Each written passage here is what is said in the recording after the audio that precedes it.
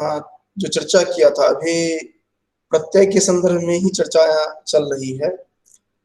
हमने सन्नंत, यंगंत, यंगलुंगंत, नाम धातु इन विषयों पर हमने चर्चा की थी।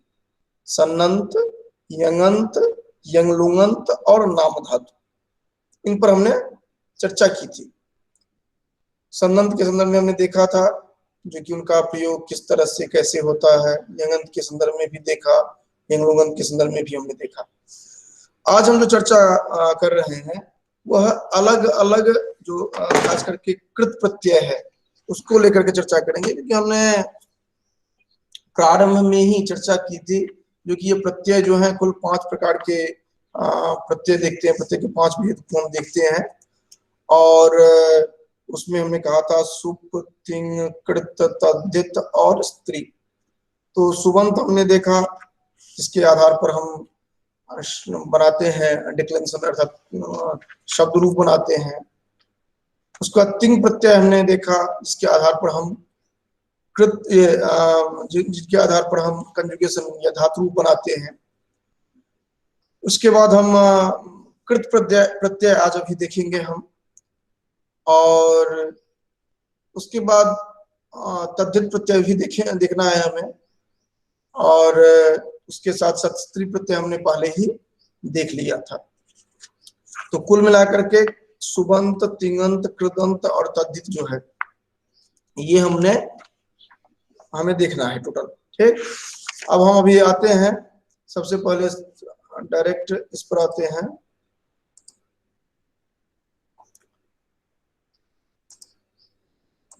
प्रत्यय परिचय पर।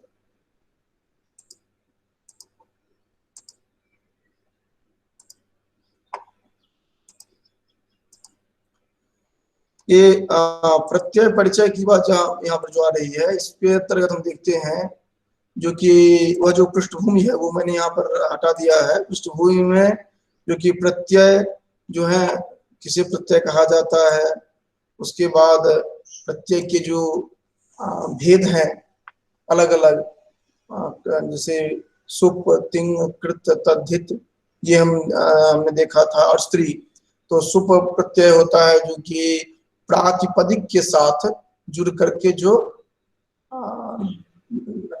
शब्द रूप बनाए, प्रातिपदिक के साथ जुड़ करके जो पद बनाए मूलतः ये है। तो पद तो धातु के साथ भी बनता है, लेकिन यहाँ पर प्रातिपदिक के साथ जुड़ करके जो पद बनाएगा वह सुप प्रत्यय कहा जाएगा। और आप देखते हैं 21 देखते हैं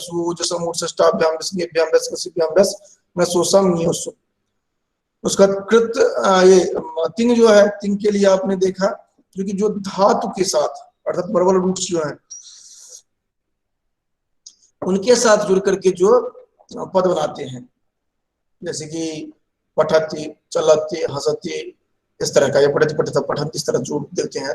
ये अलग अलग कारों में अलग अलग वाच्यों में हम देखते हैं। तो ये कुल मिलाकर के जो प्रातिपदिक से जुड़ेंगे वो सुप, जो इनसे जुड़ेंगे इनको कहेंगे तिंग। अब कृत प्रत्यय जो है वो भी जुड़ेंगे तो इन्हीं से, जो प्रातिपदिक हैं उनसे जुड़ेंगे, जैसे कि तद्धित प्रत्यय जो है, जैसे दशरथ जो होंगे, दशरथ के अपत्य जो होंगे वो कहे जाएंगे दाशरथी। कुंती का पुत्र कौन्तेय, इस तरह जो हम देखेंगे ये भी जुड़ेंगे शब्द से ही, लेकिन ये जो इनसे जो रूप बनेगा वो भिन्न भिन्न रूपों में हमें प्राप्त होता है। तो कहीं विशेषण के रूप में प्राप्त होगा, ये नहीं, ये कहीं पर ये शब्द फिर से प्रातिपदिक बनाएंगे, इनका रूप चलेगा, ठीक है। तो ये अलग अलग तरह से दिखेंगे। कृत जो होंगे, कृत में भी धातु से जुड़ेंगे, लेकिन ये कहीं विशेषण बनाएंगे, कहीं अव्यय बनाएंगे, ठीक है, लेकिन क्रिया की भांति ये काम करते हैं, ठीक। और स्त्री प्रत्यय हमने देखा था जो कि पुंवाची शब्द जो है उनको स्त्रीवाची शब्द कैसे बनाया जाता है ये हमने देखा था, जिसमें कि हमने अलग अलग देखा था जो कि टाप डाप चाप, इधर नीप नीश नीन और उंग तथा ती, इन प्रत्ययों के आधार पर हमने स्त्री प्रत्यय के का विस्तार पूर्वक देखा था। अब अभी हम आ रहे हैं कृत के संदर्भ में। कृत में भी अभी यहाँ पर बहुत विस्तार में नहीं जा रहे हैं, नहीं तो कृत में भी आप देखेंगे जो कि अलग अलग, पहले कृत के कृत और कृत्य भेद देखेंगे, फिर उनमें अलग अलग जो सब पार्ट्स हैं वो देखेंगे। लेकिन यहाँ पर मोटे तौर पर चूंकि हमें समझना है, उसका प्रयोग देखना है और भाषा में कैसे प्रयोग करें ये देखना है, इनके लिए हम यहाँ पर देखेंगे जो अलग अलग जो कृत प्रत्यय है उनका क्या यूटिलाइज है, कि उन्हें क्यों हम देखते हैं, उनसे क्या हमें भाषा के संदर्भ में लाभ होता है, और अगर परीक्षा में होता है तो कैसे उसको हैंडल कर सकते हैं, ये सभी यहाँ पर हम देखेंगे। जैसे कि पहला हमने लिया है पर तुमुन, इसमें क्या शेष बचता है, तो तुम शेष बचता है। और अगर अनुवाद करते हैं आप अंग्रेजी से, तो वहां पर आप देखते हैं क्योंकि ये फॉर या टू इस अर्थ में ये आता है ना, समान रूप से। तो तुमुन का तुम शेष बचेगा, और ये देगा क्या, निमित्त अर्थ। निमित्त अर्थ देगा कि किस पर्पज से आप काम कर रहे हैं। जैसे अहम पठितुम गच्छामि, तो वहां पर पर्पस जो है, वहां पर निमित्त जो है वह क्या है, पढ़ना। ठीक, तो इस तरह से आप इसका प्रयोग कर सकते हैं। और ये बनाएगा क्या, ये अव्यय पद बनाएगा। और रूप कैसे चलेंगे, पठितुम, चलितुम, हसितुम, गंतुम, इस तरह का रूप चलेगा। और इसके साथ साथ इसमें ये ध्यान रखेंगे, जो ही अव्यय बन गया तो अब इसके बाद इसमें परिवर्तन नहीं होंगे, उनमें किसी तरह का भी परिवर्तन नहीं दिखेगा, अर्थात अव्यय की भांति होंगे। और अव्यय आप जानते हैं अव्यय किसको कहा जाता है, तो कहा जाता है अव्ययम त्रिषु लिंगेषु सर्वासु च विभक्तिषु वचनेषु च सर्वेषु जन्नव्येति तदव्ययम।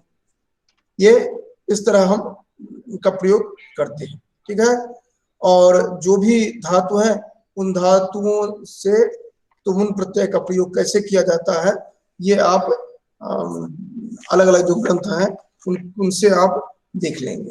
ठीक है, इसके बाद हम अगले इस पर जाएंगे, उससे पहले हम देख लेते हैं जो कि कुछ धातु लेकर के, जैसे कि पठ तुमुन पठितुम, चल तुमुन चलितुम, हस तुमुन हसितुम, भोज तुमुन भोक्तुम, गंतुम, रोदितुम, इस तरह करके आप अलग अलग धातुओं का प्रयोग आप देखते हैं। ठीक, अब नेक्स्ट हम देखते हैं जो कि त्वा, ये भी अव्यय पद ही बनाएगा।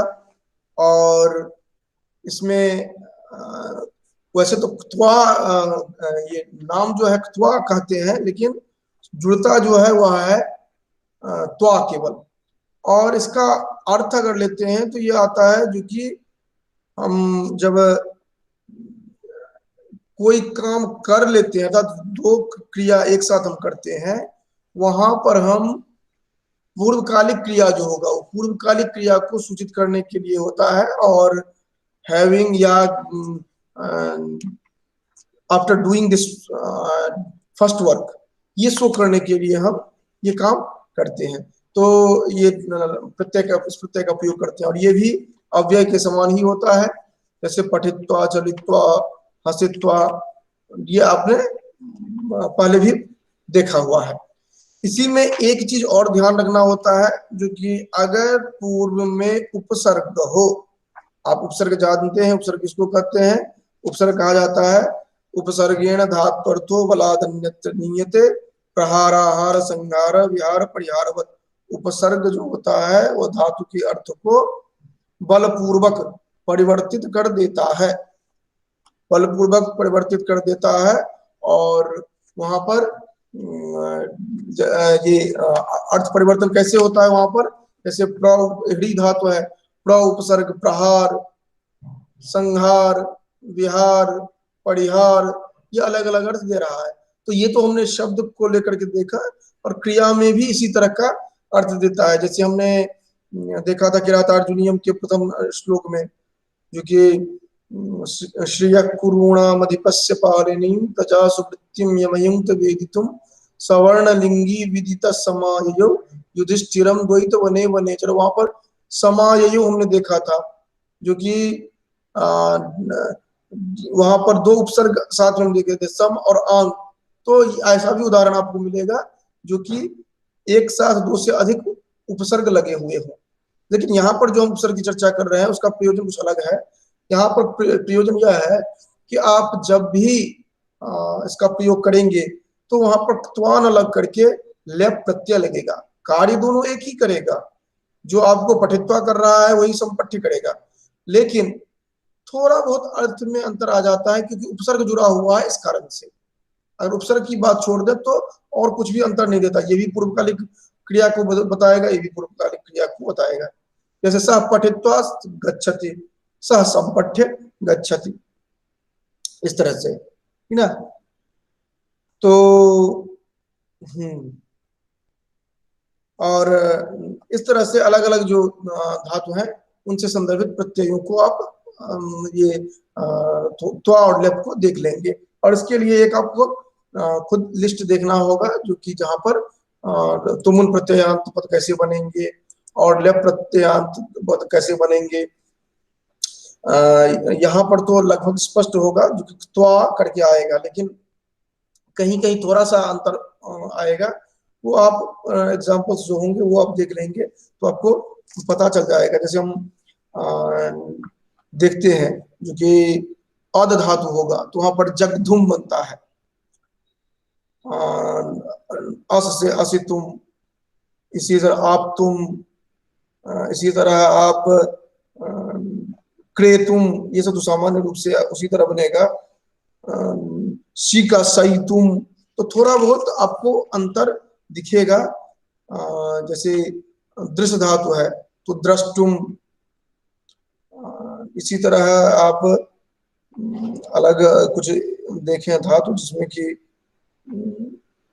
तो कुछ जैसे भुज भुज धातु है तो भोक्तुम, इस तरह करके। तो ये अलग अलग धातु जो है उनमें थोड़ा बहुत अंतर आपको दिखेगा, जो कि उनकी प्रक्रिया के आधार पर जो अंतर आता है ये आप देखेंगे।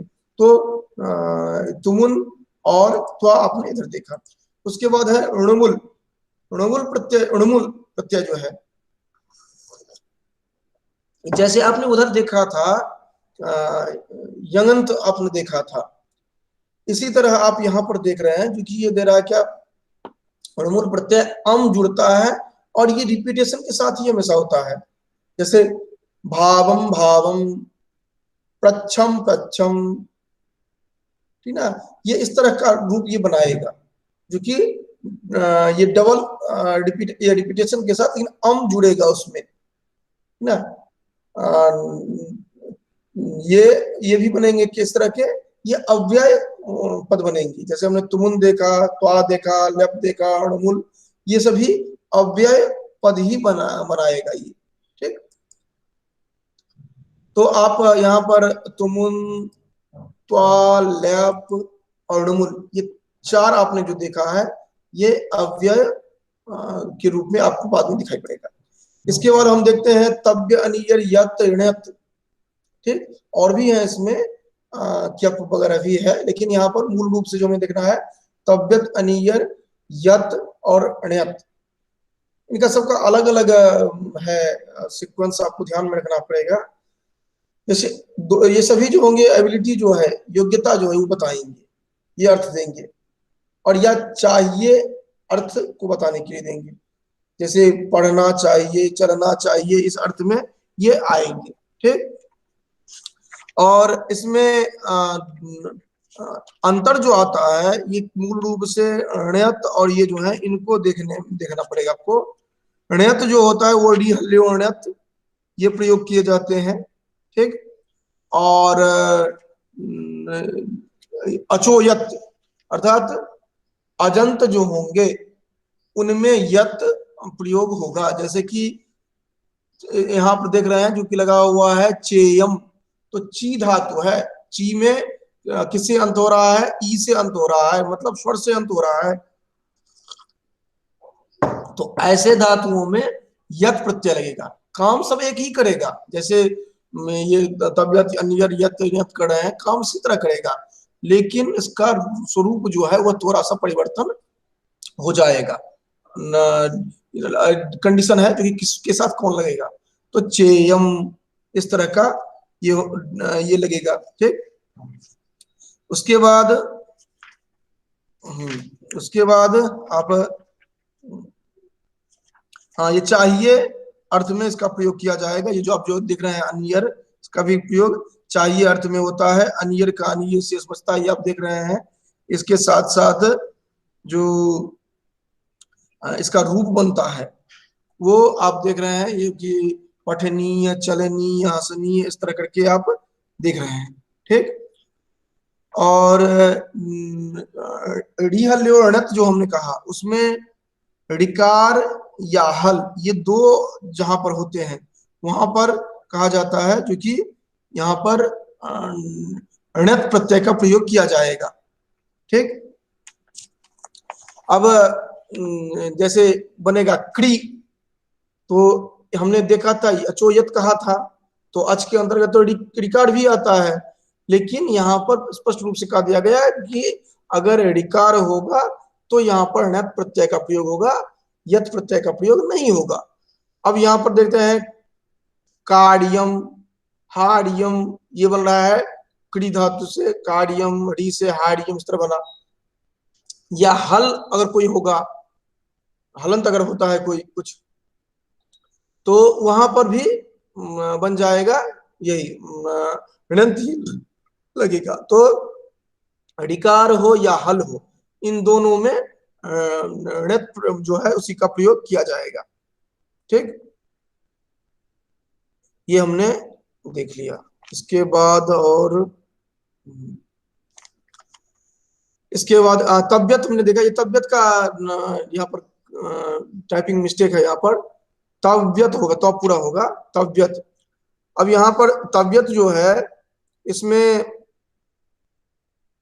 प्रयोग जो होता है, कहा गया है जो कि कृत्य प्रत्यय के अंतर्गत आते हैं। इसमें चाहिए अर्थ में तव्य, तव्यत, अनियर प्रत्यय का प्रयोग होता है। ये सब कृत्य प्रत्यय के अंतर्गत आते हैं, अर्थात कृत प्रत्यय के अंतर्गत कृत और कृत्य दो देखेंगे, अर्थात कृत प्रत्यय होंगे, कृदंत होंगे, उनके अंतर्गत कृत और कृत्य दो देखेंगे, ये आएंगे कृत्य प्रत्यय के अंतर्गत।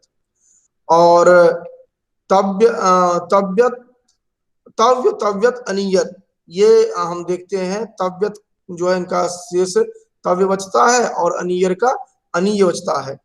तव्य और तव्यत में कोई अंतर नहीं होता है, इसलिए हमने अलग अलग नहीं दिया है। यहाँ पर दोनों का यही रहा, तव्यत या तव्य दोनों एक जैसा ही चलेगा, तो इस कारण से हमने एक ही दिया है। तव्य वाला जो शब्द होगा वो ये तव्यत वाला जो होगा वह स्वरित होगा, तव्य वाला नहीं। ये केवल अंतर जो है ये मोटे तौर पर आपको ध्यान में रखना है, इसमें बहुत ज्यादा अंतर नहीं। अगर कोई कहीं पर पूछा जाता है तव्य और तव्यत में क्या अंतर होगा, तो आपको ध्यान में रखना चाहिए जो कि ये वेद में प्रयोग होने वाला जो तव्यत होगा वह स्वरित होगा, और तव्य जो होगा वह तव्य वाला नहीं होगा, स्वरित नहीं होगा। ये केवल अंतर आता है। सामान्य रूप से हम तव्य तव्यत का एक जैसा ही प्रयोग करते हैं, केवल वैदिक जो प्रयोग करते हैं वहां पर थोड़ा सा अंतर आ जाता है।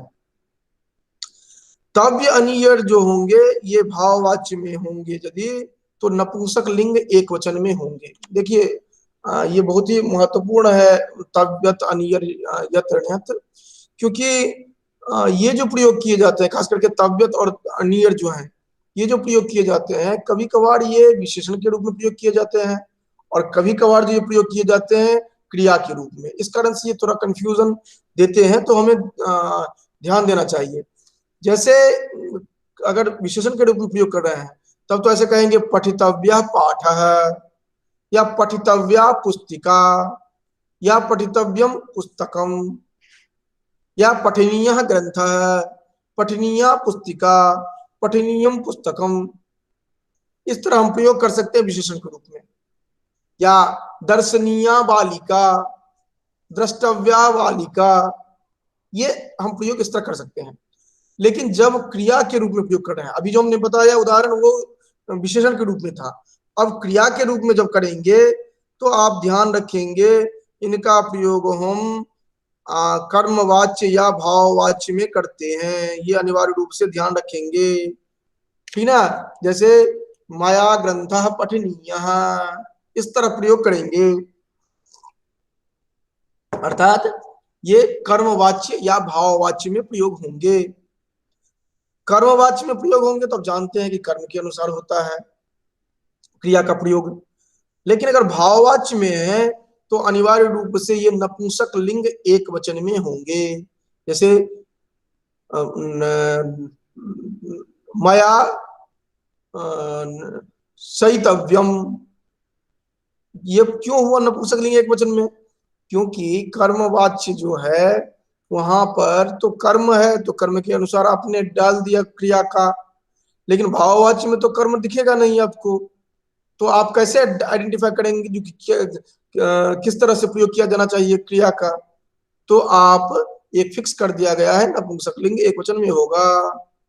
ठीक, जैसे तेन हसितव्यम, तेन हसनीयम, इस तरह होगा। ठीक है, और जब विशेषण का के रूप में आप प्रयोग करेंगे तो ध्यान रखेंगे जो कि जैसे रूप चलता है वैसे रूप चलेगा। जैसे ये दर्शनीय, दर्शनीय पुरुष मया दृष्ट, दर्शनीय पुरुष जो है वो मेरे द्वारा, नहीं दर्शनीयम पुरुषम, नहीं दर्शनीय पुरुष मया दृष्ट, दर्शनीय पुरुष मेरे द्वारा देखा गया, क्योंकि यह कर्मवाच्य है इस कारण से। अगर ये कहा जाएगा दर्शनीयम पुरुषम पश्य, दर्शनीय पुरुष को देखो, या दर्शनीय पुरुष के द्वारा यह कार्य हो किया जाता है, दर्शनीय दर्शनीयेन पुरुषेण इदम कार्यम भवति, तो यह दर्शनीय पुरुष के द्वारा यह कार्य होता है। तो ये सातों विभक्ति में चलेंगे, ये जितने भी विभक्ति हैं हर विभक्ति में चलेंगे, क्योंकि पुल्लिंग में, स्त्रीलिंग में, नपुंसकलिंग में तो ये चलेंगे।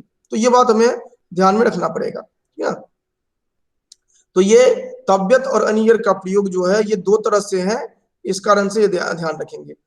एक है जो कि तव्य तव्य तव्यत अनियर यत ण्यत, और एक केलिमर भी होता है। ठीक है, केलिमर का भी प्रयोग ऐसे ही होता है जैसे यहाँ पर हम देख रहे हैं, इसका एलिम शेष बचता है। सामान्य रूप से लौकिक संस्कृत में केलिमर का प्रयोग नहीं देखेंगे आप, लेकिन आप उदाहरण ध्यान में रखेंगे जो कि पचेलिमाह माशाह, पचेलिमा माशाह मतलब पकाने योग्य उरद, विदेलिमा सरला तो तोड़ने योग्य चीर का वृक्ष, चीर का वृक्ष, विदेलिमा सरला, सरला मीन्स चीर का वृक्ष, तो विदेलिमा सरला। तो इस तरह पचेलिमा, विदेलिमा, ये केलिमर द्वारा बनता है, केलिमर उपसंख्या नाम ये सूत्र है, इसके द्वारा बनता है। तो आपने यहाँ पर जो देखा तव्यत तव्य, यहाँ पर तव्यत और तव्य जो है दोनों को मिलाकर के हमने एक ही प्रयोग किया है, क्योंकि दोनों में अंतर नहीं है इस कारण से। तव्यत तव्य, फिर अनियर, फिर ण्यत और यत। यत और ण्यत में आप अंतर इतना ही रखेंगे कि यत का प्रयोग उन्हीं धातुओं के साथ करेंगे, यत का प्रयोग उन्हीं धातुओं के साथ करेंगे जो धातु अजंत होंगी, अर्थात स्वर से अंत होने वाले होंगे। लेकिन उसमें एक ये अपवादात्मक स्थिति भी है, डी हल्योणत,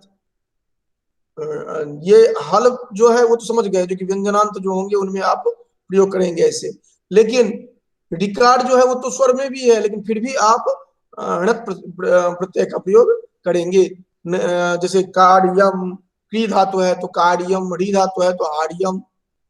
ठीक है, इसका भी प्रयोग वैसे ही होगा जैसे यहाँ पर ये दिया गया है, तीनों लिंगों में बनेगा, कार्य, कार्या, कार्यम, वो है ना वहां पर जो कि कार्य, ये ग्रंथ, ये अगर आपको कार्यक्रम है, कार्य है, कार्यक्रम करना चाहिए, विशेषण के रूप में इसका भी प्रयोग होगा। और वहां पर है ना जो कार्या सही कतलीन हंस मिथुना, वो करना चाहिए, बनाना चाहिए, ये दुष्यंत का कर रहे हैं। तो कार्या सही कतलीन हंस मिथुना, ये जो दिया गया है वहां पर, तो वहां पर कार्या आकार, हाड़िया हाड़िया हाड़ियम। इसी तरह चेय चेया चेयम, जैसे चेयम पुष्पम, ठीक है, चेय ग्रंथ, चेया पुस्तिका, तो तीनों में प्रयोग करेंगे। ये जितने भी हमने देखा जो कि तव्य तव्यत अनियर या तरणयत ये केलिमर जो है उनको भी, ये जितने भी हैं ये सभी एक जैसे ही प्रयोग होंगे, इसीलिए इसको एक साथ यहाँ पर रख दिया गया है। केवल यहाँ पर चार्ट में आप तव्य नहीं देख रहे हैं और केलिमर नहीं देख रहे हैं, क्योंकि केलिमर का प्रयोग बहुत ज्यादा नहीं होता है, इस कारण से उसको साइड में रखा गया है। लेकिन आप जानते रहिए जो केलिमर में पचेलिमा मासा विदेलिमा जो सरला जो है ये आप देखेंगे। और यहाँ पर तव्यत और तव्य दोनों को अलग अलग नहीं यहाँ पर रखा है, क्योंकि दोनों का में अंतर जो होता है वो वैदिक संदर्भ में थोड़ा सा होता है अंतर, जो कि मैंने पहले बताया है, जो कि वहां पर तबियत वाला, वेद में तबियत वाला शब्द जो होगा वह स्वरित होगा और तब्य वाला नहीं होगा, ये अंतर आता है केवल। लेकिन लौकिक में जो प्रयोग करेंगे तो उसमें आप देखते हैं जो कि तव्य और तबियत का रूप भी एक जैसा ही बनता है और प्रयोग भी एक जैसा ही होता है। तो आप इस तरह से जो आपने देखा तबियत तव्य अनियर यत ण्यत, ये आपने अलग अलग देखा, ठीक। तो आपने अभी तक देखा तुमुन, उसके बाद हम त्वा ल्याप, उसके बाद आपने णुमुल, उसके बाद आपने देखा, हाँ तो यहाँ तक जो आपने देखा था वो अव्यय था। तो ये चार जो देखा तुमुन त्वा ल्याप और णुमुल, ये अव्यय बनेंगे, अर्थात प्रत्यय लगने के बाद ये जो पद बनेंगे वो अव्यय बनेंगे। इसके बाद जो आपने यहाँ पर देखा तव्यत तव्य अनियर यत केलिमर, ये जो आपने देखा ये क्रियापद भी क्रिया भी बनाएंगे, इसके साथ साथ विशेषण भी बनाएंगे, दोनों तरह से प्रयोग किया जाएगा। अगर विशेषण प्रयोग के रूप में प्रयोग किया जाता है तो आपकी मर्जी, आप कैसे करते हैं प्रयोग, केवल आप विशेष विशेषण का ध्यान रखेंगे। विशेष विशेषण का ध्यान रखेंगे मतलब क्या हुआ, जो कि यल्लिंगम यद्वचनम याच विभक्ते विशेष्यस्य तल्लिंगम तद्वचनम साच विभक्ते विशेषणस्य, ये आप अनिवार्य रूप से ध्यान रखेंगे। आप ऐसा नहीं कहेंगे जो कि दर्शनीय स्थलम, ये नहीं प्रयोग करेंगे, आपको दर्शनीयम स्थलम ही कहना पड़ेगा या द्रष्टव्यम स्थलम ही कहा जाएगा। तो सामान्य रूप से अनियर प्रत्यय का प्रयोग हम योगी के अर्थ में करते हैं ना। अब अगर प्रयोग करेंगे आप पुल्लिंग में तो दर्शनीय ही होगा, द्रष्टव्य ही होगा, या पठितव्य ही होगा, पठनीय ही होगा, या कार्य ही होगा, या चेय ही होगा। इस तरह का प्रयोग आप करेंगे। तो पुल्लिंग स्त्रीलिंग नपुंसकलिंग में आप प्रयोग करेंगे। अगर आप करते हैं जो कि विशेषण के रूप में प्रयोग करते हैं और विशेष आपका पंचम्यंत है तो आप पंचम्यंत ही प्रयोग करेंगे। जैसे आप कहते हैं ना जो कि वृक्षात पत्राणि पतंति, तो अगर आप कहेंगे जो कि ये कोई इस तरह कर देते हैं जो कि कौन सा ये चेयात वृक्षात पत्राणि पतंती, चुनने योग्य वृक्ष से पत्ते गिरते हैं, चेयात वृक्षात पत्राणि पतंती, अर्थात जैसा विशेष्य होगा वैसे ही हम विशेषण देंगे। जो कि पठित पठनीयात पुस्तकात अयम इदम उद्धरणम स्वीकृतम, इस तरह हम प्रयोग कर सकते हैं, ठीक है। तो ये हमें ध्यान में रखना पड़ेगा जो कैसे हम प्रयोग करते हैं अनियर यत ण्यत इन सब का, ठीक। अब आगे हम चलते हैं, एक देखते हैं तो तथा तब, ये भी बहुत ही झंझटिया है, इसको ध्यान से देखते हैं। तो तब जो है ये तो जो है और तो का तो और तब का तबत से बचता है, ये हमने देख लिया है। यहाँ पर तो का प्रयोग कर्मवाच्य या भाववाच्य में होता है, ये बात बिल्कुल क्लियर कट ध्यान में रखेंगे, क्योंकि हम जो कंफ्यूजन में आते हैं वो इसी के आधार पर आते हैं। इनका जो प्रयोग होगा वो कर्मवाच्य में प्रयोग होगा या भाववाच्य में प्रयोग होगा। हाँ, लेकिन ये है कि कुछ जो होते हैं जैसे ये गमनार्थक कुछ होते हैं जहां पर कि कर्तृवाच्य में भी प्रयोग होते हैं, ठीक है। कर्तृवाच्य जो होंगे उसमें भी कुछ प्रयोग होते हैं, लेकिन सामान्य रूप से इन जनरल ये प्रयोग होंगे कर्मवाच्य और भाववाच्य में ही प्रयोग होंगे। तेन पाठः पठितः, इस तरह, ठीक ना, ये हम ध्यान में रखेंगे। और तब तो प्रत्यय का प्रयोग अनिवार्य रूप से कहां पर होगा, ये कर्तृवाच्य में ही होगा, ये ध्यान में रखेंगे। तब प्रत्ययांत जो होंगे वो पुल्लिंग स्त्रीलिंग नपुंसकलिंग तीनों में चलेंगे, जैसे राम रामू रामा, जैसे गता गता गतम गता गतु गता, स्त्रीलिंग में लता लति लता गता गति गता, और गतम गति गतानी फलम फले फलानी जैसे रूप चलेंगे, ठीक। तब तो प्रत्ययांत जो होंगे इनका रूप चलेगा इसमें वान या वत या वती, ये तीन तरह से जुड़ता है। गतवान गतवती गतवत, इस तरह से रूप चलता है।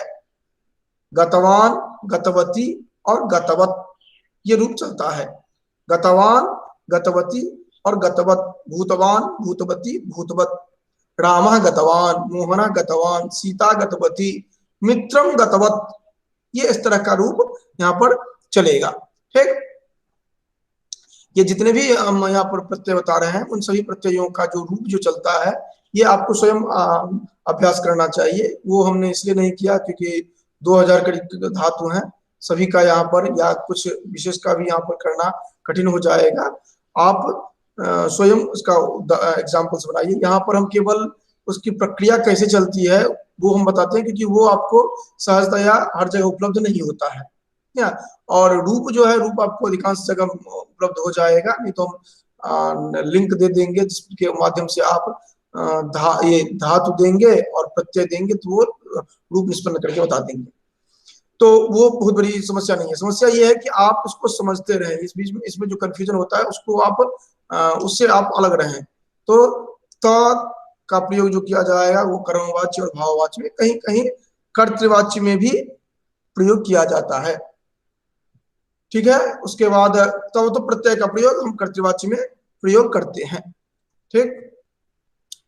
इसके बाद हम ये जो रेस्ट बचते हैं सत्रिसानच स्यत्रि स्यमान ऋणमूल त्रिच ये जो बचते हैं युट तिन घी फिर स्यमान, इनका प्रयोग जो है वो हम अगले दिन देखेंगे, क्योंकि एक ही दिन पूरा देखने से समस्या होगी, क्योंकि इतना का प्रैक्टिस करके आप आएंगे।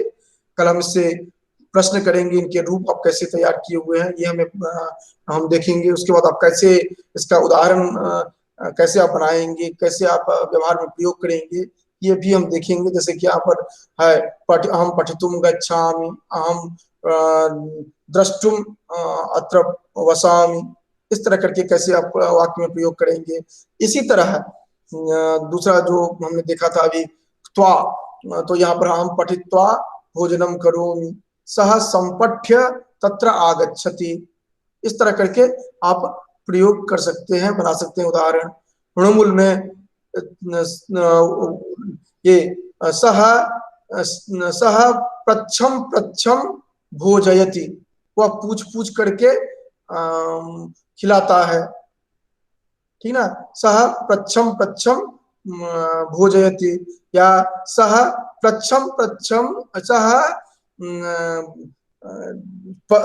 पत्र संकेतम अथवा अथवा व्यवहार संकेतम प्रच्छम प्रच्छम ग्रामम गच्छति, वह एड्रेस पूछ पूछ करके गांव जाता है ना। सह दर्शम दर्शम, वो देख देख करके, हासम हासम, धावम धावम, वो दौड़ दौड़ करके यहाँ आता है, सह धावम धावम अत्र आगच्छति। तो इस तरह आप प्रयोग कर सकते हैं ऋणमूल प्रत्यय का प्रयोग। ध्यान रखेंगे ये ऋणमूल है, ऋणमूल नहीं है। ऋणमूल प्रत्यय का प्रयोग वहां पर हम आगे देखेंगे जिससे पाठक आदि बनाएंगे हम, ठीक ना। ये ऋणमूल प्रत्यय है। इसके बाद आप अगला हमने जो देखा था तव्यत तव्य नियर यत ण्यत के लिवर, ये जो हमने देखा था इसका अलग अलग जो उदाहरण बनेंगे ये आप ध्यान में रखेंगे। इसी के साथ साथ तब तो, हाँ इसमें जो था हमने बताया था पहले, जो कि तबियत, अनियर, इन सब का प्रयोग आप जो प्रयोग सामान्य रूप से करते हैं वह कर्मवाच्य और भाववाच्य में प्रयोग करेंगे। उसके बाद तो तब जो है, तो का प्रयोग कर्मवाच्य और भाववाच्य में करेंगे, और तब तो का प्रयोग कर्तवाच्य में करेंगे। तो प्रत्यय का प्रयोग कहीं कहीं कर्तवाच्य में भी किया जाता है, सामान्य रूप से गत्यर्थक जो होते हैं वहां पर होता है ये। तो हम इस तरह से इसका अलग अलग हमने देखे। अब अगले दिन हम रेस्ट जो बचे हुए हैं उनको देखेंगे, साथ में अभ्यास भी हम लोग करके तब देखेंगे इसको। अब अगर कोई प्रश्न आपको